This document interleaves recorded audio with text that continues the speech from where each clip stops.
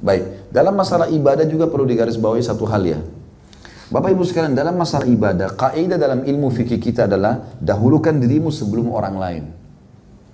Sekali lagi, dalam masalah ibadah, dahulukan dirimu dari orang lain. Contoh, laki-laki di sini bapak-bapak, sudah tahu saf pertama lebih afdal kan?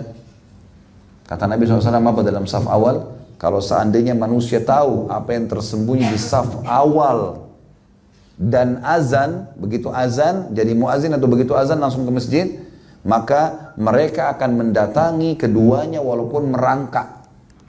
Ya, orang sini bilang merangkak juga, merangkak.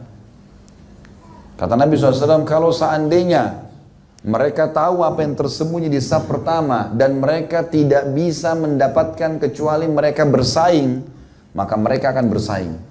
Sampai kata para ulama, apa kalau saya berada di saf kedua dan saya bisa bayar orang yang di saf pertama dengan seluruh harta saya supaya dia pindah ke saf kedua saya saf pertama, maka saya akan lakukan satu sholat saja.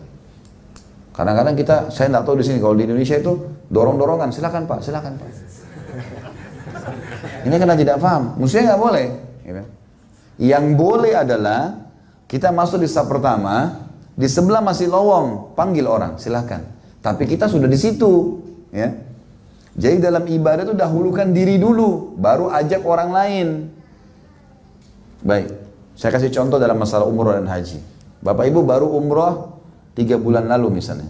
Sekarang ada rezeki lagi mau umroh. Mana lebih afdal? Saya umroh lagi atau saya beri kepada kerabat saya yang belum umroh? Hah? Mana ulamanya KL nih? Mana lebih afdal? Coba. Bagi kerabat. Sepakat dengan ini? Nggak ada yang nyaut, takut salah. Nggak apa-apa. Umroh lagi. Umroh lagi buat kita.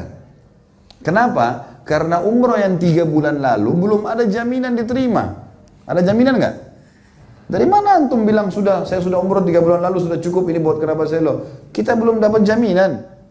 Yang pertama, yang kedua, buku amal itu ada setiap hari. 3 bulan lalu urusannya. Sekarang tetap ada. Apa kata Nabi SAW? Jangan seseorang di antara kalian berkata, dulu saya pernah sholat malam. Itu dulu. Udah dicatat oleh malaikat, aman. Ada sekretaris nggak pernah tidur nih. Catat semua. Lengkap. Gitu kan. Tapi hari ini, besok, harus difahamin. Nah, yang boleh, kita umroh lagi sekarang. Ada lebih rezeki, umrohkan kerabat. Nah, itu boleh. Tapi kita ikut juga. Jangan kasih orang.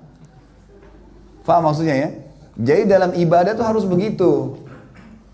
Kita harus terlibat lagi, walaupun yang kedua, yang ke-100, nanti libatkan orang lain, tapi kita ada di situ. Gitu. Kecuali ulama bilang orang tua lain. Kalau kita sudah pernah haji, orang tua kita belum, itu lain. Karena ada bab bakti pada orang tua, itu lain. Dan kewajiban haji sudah selesai. Tapi kalau enggak, maka kita dahulukan diri kita. Tidak ada lagi selain orang tua yang kita dahulukan. Jelas ya? Jadi ini penting dalam masalah kaidah ibadah.